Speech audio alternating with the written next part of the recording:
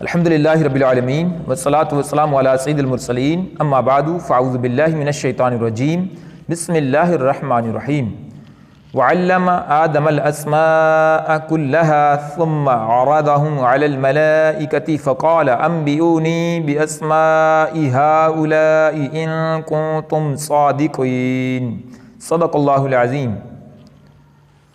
سورہ بقرہ آیت نمبر 31 ترجمہ کنز العرفان۔ اور اللہ تعالیٰ نے آدم علیہ السلام کو تمام اشیاء کے نام سکھا دیے، پھر ان سب اشیاء کو فرشتوں کے سامنے پیش کر کے فرمایا اگر تم سچے ہو تو ان کے نام تو بتاؤ۔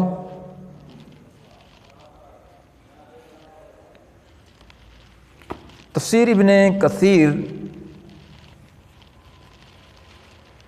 کے حوالہ سے کچھ اس طرح اس کی وضاحت ہے کہ اس مقام پر اس بات کا بیان ہو رہا ہے کہ ایک خاص علم میں اللہ تبارک و تعالی نے آدم علیہ السلام کو فرشتوں پر شرف اور فضیلت عطا فرمائی۔ یہ واقعہ فرشتوں کے سجدہ کرنے کے بعد کا ہے، اور وہ حکمت خداوندی جو آپ کے پیدا کرنے میں تھی جس کا علم فرشتوں کو نہ تھا۔ حضرت ابن عباس رضی اللہ تعالی عنہما سے مروی ہے کہ انہیں اپنی تمام اولاد کے اسماء ایک ایک کر کے سکھائے، اسی طرح تمام جانوروں کے، حتیٰ کہ یہ بھی بتایا گیا کہ یہ گدھا ہے، یہ اونٹ ہے اور یہ گھوڑا۔ اسی طرح آسمان، زمین، میدان، سمندر وغیرہ تمام اشیاء کے ناموں سے آگاہ کیا۔ حضرت ابن عباس رضی اللہ تعالی عنہما سے ایک دوسری روایت میں ہے کہ پلیٹ اور ہنڈیا حتیٰ کہ ہوا کے اسماء بھی سکھائے۔ مجاہد کا قول ہے کہ ہر جانور، پرندے، بلکہ ہر چیز کے اسماء سکھا دیے۔ صراط الجنان کے حوالے سے بھی بہت خوبصورت تفسیر ہے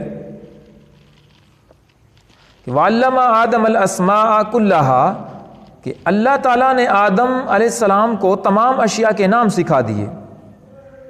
اس کی تفسیر اللہ تعالیٰ نے حضرت آدم علیہ السلام پر تمام اشیاء پیش فرمائیں اور بطور الہام کے آپ کو ان تمام چیزوں کے نام، کام، صفات، خصوصیات، اصولی علوم اور صنعتیں سکھا دیں۔ انبئونی باسماء ہؤلاء، مجھے ان کے نام بتاؤ۔ تمام چیزیں فرشتوں کے سامنے پیش کر کے ان سے فرمایا گیا کہ اگر تم اپنے اس خیال میں سچے ہو کہ تم سے زیادہ علم والی کوئی مخلوق نہیں اور خلافت کے تم ہی مستحق ہو تو ان چیزوں کے نام بتاؤ، کیونکہ خلیفہ کا کام اختیار استعمال کرنا، کاموں کی تدبیر کرنا اور عدل و انصاف کرنا ہے۔ اللہ اکبر۔ اور یہ بغیر اس کے ممکن ہی نہیں کہ خلیفہ کو ان تمام چیزوں کا علم ہو کہ جن پر اسے اختیار دیا گیا ہے اور جن کا اسے فیصلہ کرنا ہے۔ تو آدم علیہ السلام کو اللہ تعالیٰ نے تمام اشیاء کے نام سکھا دیے بطور الہام، اور اس سے ایک چیز یہ ثابت ہوئی کہ علم کی بنیاد پر فضیلت ہے۔ اس آیت میں اللہ تعالیٰ نے حضرت آدم علیہ السلام کے فرشتوں پر افضل ہونے کا سبب علم ظاہر فرمایا ہے۔ اس سے معلوم ہوا کہ علم خلوتوں اور تنہائیوں کی عبادت سے افضل ہے۔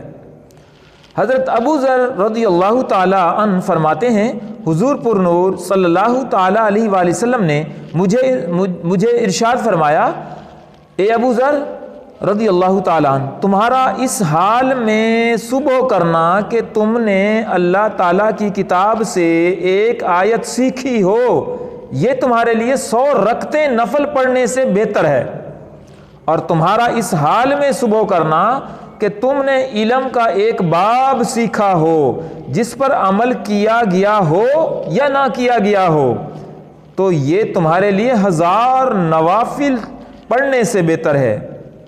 ابن ماجہ کی یہ روایت تھی۔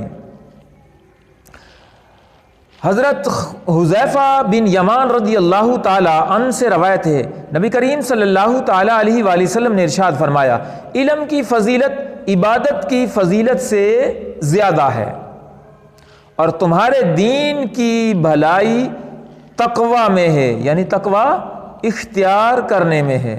سبحان اللہ۔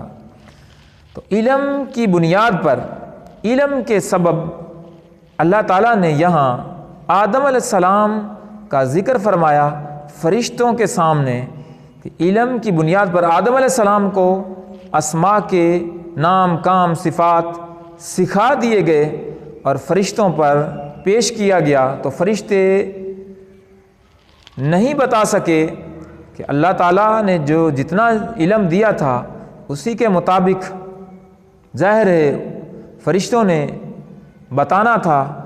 اللہ تعالیٰ بہتر جاننے والا ہے۔ آدم علیہ السلام کو اللہ تعالیٰ نے تمام اسماء کے، ہر چیز کے نام سکھا دیے تھے۔